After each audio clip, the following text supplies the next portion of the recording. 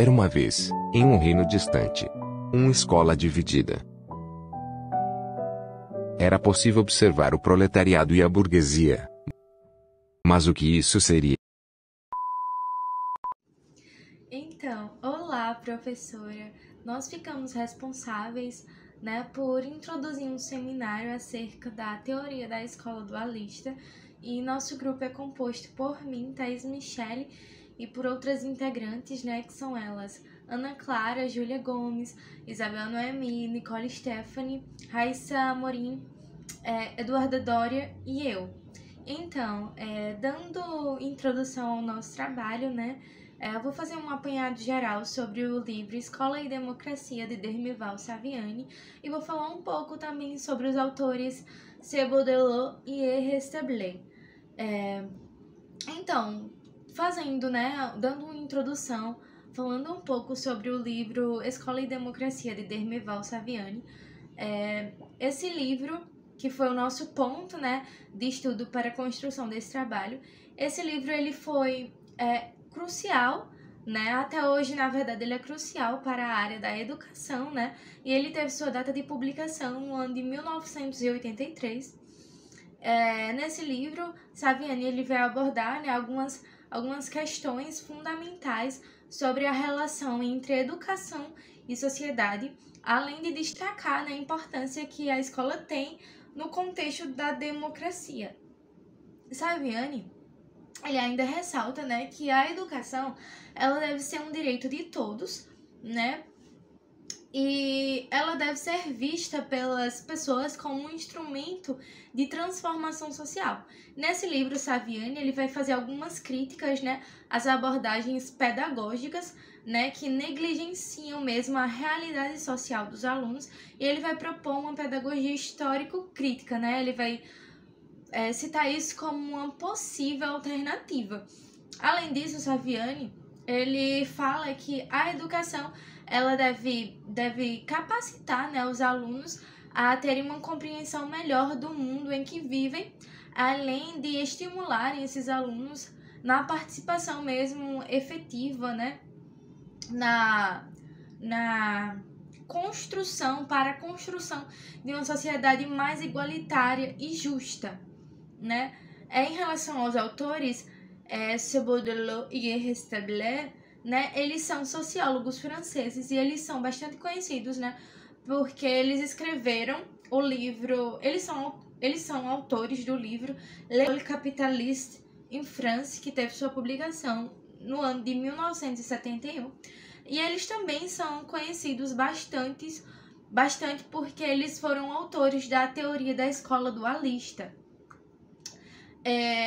Além disso, eles, tanto Baudelaire quanto Restablet, eles analisaram como o sistema educacional, em vez de ser um meio igualitário, como que esse sistema educacional, na verdade, ele perpetuou, ele contribuiu para a propagação mesmo das desigualdades existentes na sociedade, além de favorecer certos grupos e certas classes sociais.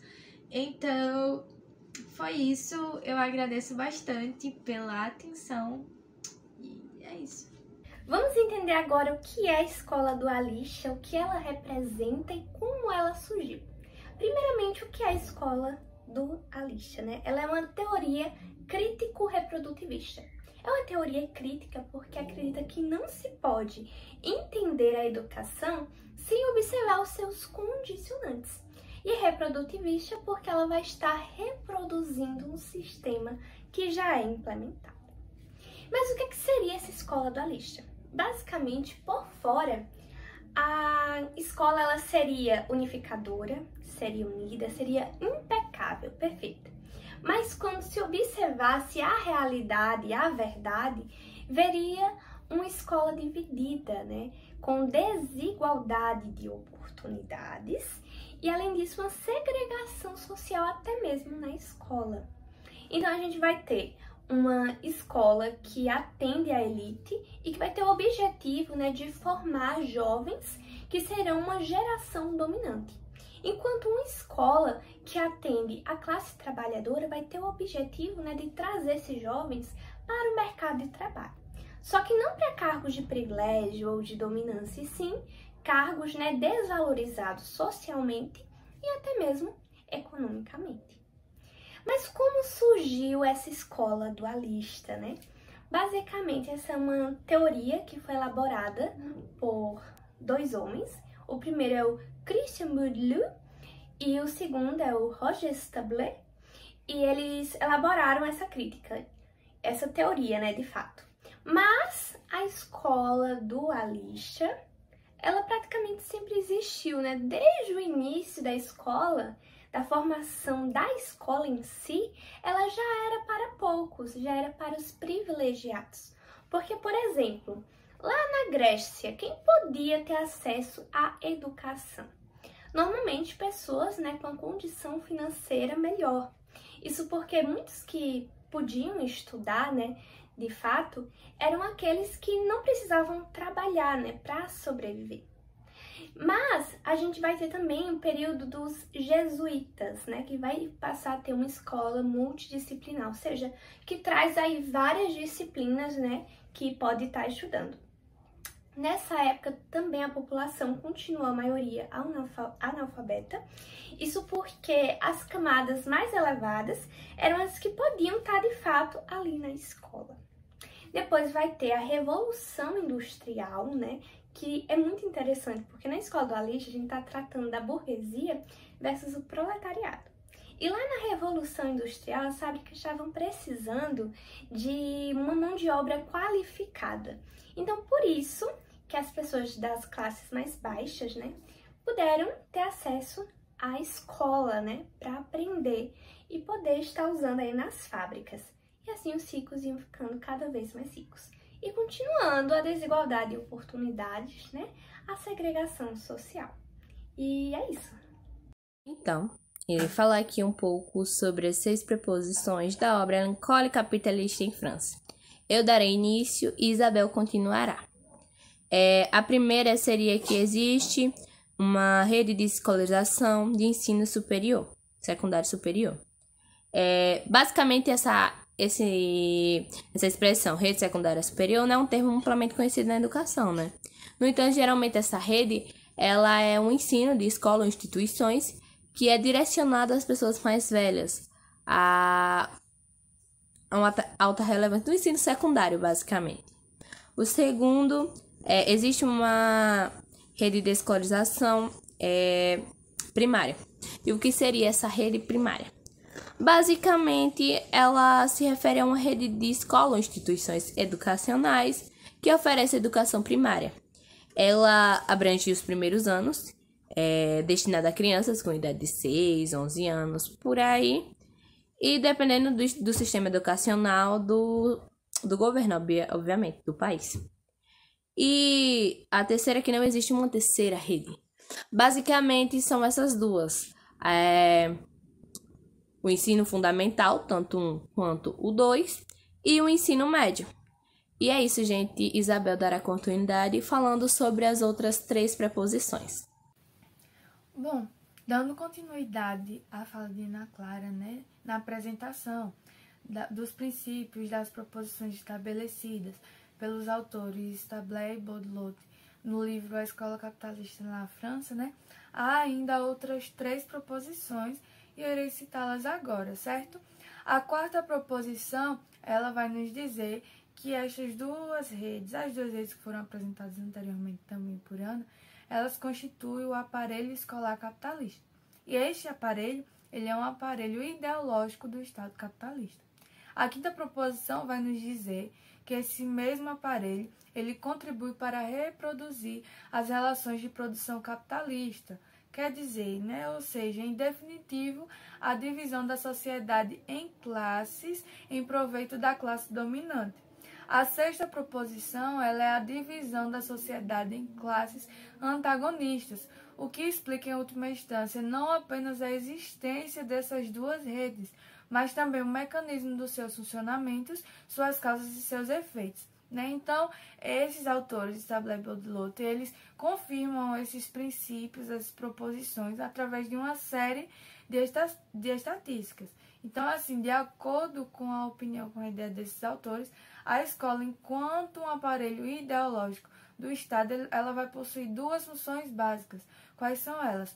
A inculcação ideológica da ideologia burguesa. Como assim, inculcação, né? A gente costuma dizer, eu estou inculcado com tal coisa. E quando a gente está inculcado, aquilo não sai da nossa mente. É justamente isso, penetrar, guardar essa ideologia burguesa na mente, certo? E também a preparação para o trabalho em predomínio da inculcação ideológica. Então, para acrescentar isso que nós estamos falando, nessas teorias que nós estamos estudando, né, trago também citações do educador Moacir Gadot, né? São mais atuais, mas nos ajudam a entender melhor. E elas dizem assim, né? A primeira diz: o crescimento das possibilidades de escolarização de todas as classes sociais não mudou a distribuição de probabilidade para alcançar os níveis mais elevados de ensino, de acordo com as diferentes classes sociais. A próxima citação, Helena diz mais, a linguagem desempenha um papel importante na divisão e na discriminação. São os alunos das classes populares que têm maiores problemas na leitura e na escrita, logo na primeira série. A escola reforça apenas a linguagem burguesa, a norma culta, desconsiderando as práticas linguísticas das crianças e pobres, né? Então, dito e esclarecendo isso, os autores de Stable-Baudelaire, eles não vão encarar a escola como um palco da luta de classes, né? A escola seria apenas um instrumento da burguesia na luta ideológica. Então, a escola ela não vai ser vista de uma forma que ela constitua um instrumento na luta do proletariado. A escola enquanto aparelho ideológico do Estado. Alguns teóricos veem a escola não apenas como um local de aprendizado, mas sim como um aparelho ideológico do Estado. Isso significa que ela não só ensina matérias, mas também perpetua ideias e valores conforme a ordem social. Pense na escola como se ela fosse o braço direito do Estado. Resumidamente, a escola é vista como uma ferramenta que molda ideologicamente as mentes desde cedo. Pense assim, a escola é uma fábrica de cidadãos moldados conforme as vontades do Estado. A teoria da escola dualista, ela defende essa ideia, principalmente, de que as escolas têm sim um papel fundamental no que diz respeito à desigualdade social existente na sociedade atualmente, né? E nesse sentido, a escola dualista ela desempenha dois papéis principais, que são esses que eu vou falar agora. O primeiro deles, que é a reprodução das desigualdades, ou seja, na escola a gente sempre aprende, né, e sempre vê que aquele aluno que tirou a nota maior é muito mais privilegiado, ele tem um conhecimento que você não tem, você é visto como burro, né, por você não ter esse conhecimento acadêmico, não conseguir ter as habilidades acadêmicas necessárias, habilidades e conhecimento construindo para a criação de uma hierarquia social. Hierarquia social, pois, desde que nos entendemos por gente, né, vimos que para ser uma boa pessoa, para ser bem estruturado na sociedade, temos que saber matemática, temos que saber física, temos que ter bom desempenho acadêmico no geral. O segundo ponto, né, é que ela desempenha a legitimação das desigualdades, ou seja, além de reproduzir as desigualdades, a escola dualista também as legitima, pois ela ensina e reforça os valores, normas e ideologias que sustentam a estrutura social existente. Agora eu vou dar um exemplo de como acontece essa legitimação das desigualdades. Na escola, a gente sempre aprende, né, que o sucesso acadêmico depende somente de você. Você é o responsável pelo seu sucesso acadêmico, o teu futuro depende apenas de você. Mas não levam em conta os fatores que são importantes e cruciais na sociedade, na nossa sociedade que a gente vive, que é uma sociedade preconceituosa e capitalista. Sendo esses, né, a classe social, raça e gênero, que podem influenciar, podem não, influenciam nas oportunidades de cada indivíduo. Da escola dualista e a sua relevância hoje, é certamente claro que a desigualdade econômica continua a ser um desafio global significativo.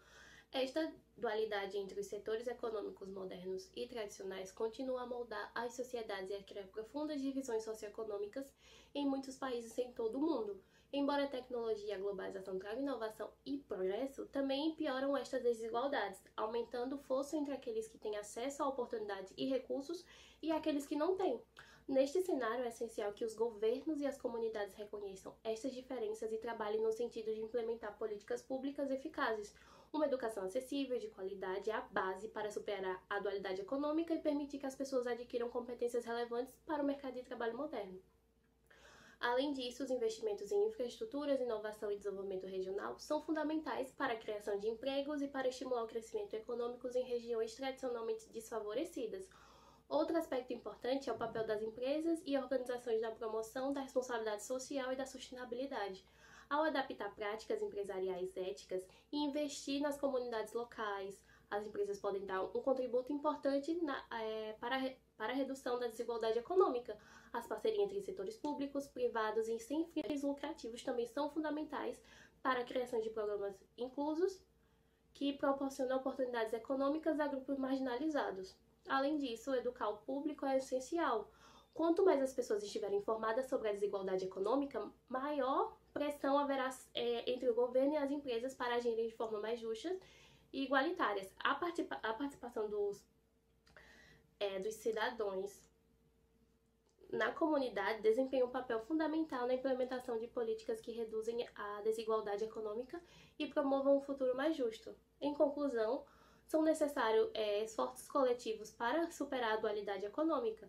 Os governos, as empresas e os públicos devem trabalhar em conjunto para construir uma sociedade mais justa, onde todos tenham acesso a oportunidades educativas, empregos dignos e qualidade de vida. Só através desses esforços coletivos poderemos realmente enfrentar os desafios colocados pela teoria escolar dualista e criar um futuro mais justo e inclusivo para todos.